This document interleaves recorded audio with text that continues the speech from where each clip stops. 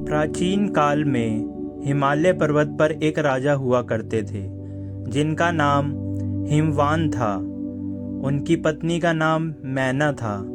उनकी एक पुत्री थी जिनका नाम पार्वती था। पार्वती माता शक्ति का अवतार थी और उनका जन्म शिव जी से विवाह करने के लिए हुआ था।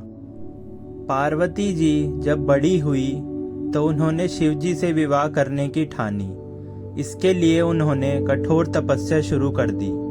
उनकी तपस्या इतनी कठोर थी कि उन्होंने भोजन और जल तक का त्याग कर दिया। उनकी इस तपस्या से प्रसन्न होकर भगवान शिव प्रकट हुए और उन्होंने पार्वती को विवाह का वरदान दिया। दूसरी ओर भगवान शिव जी तपस्या में लीन रहते थे और विवाह में कोई रुचि नहीं दिखाते थे। देवताओं और ऋषियों ने उन्हें समझाने की बहुत कोशिश की, लेकिन शिव जी किसी की बात सुनने को तैयार नहीं थे।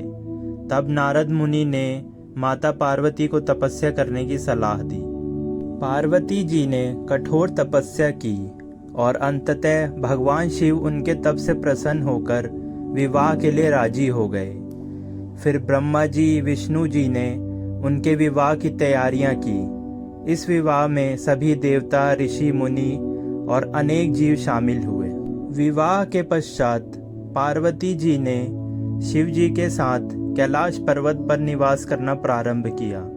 इस प्रकार शिव जी और माता पार्वती का विवाह संपूर्ण संसार के लिए एक आदर्श विवाह बना और उनकी प्रेम कहानी सभी के लिए प्रेरणा स्रोत बनी। यह कहानी शिव और पार्वती जी के बीच की असीम प्रेम और समर्पण को दर्शाती है, जो हर भारतीय परिवार में सम्मान और प्रेम का प्रतीक मानी जाती है।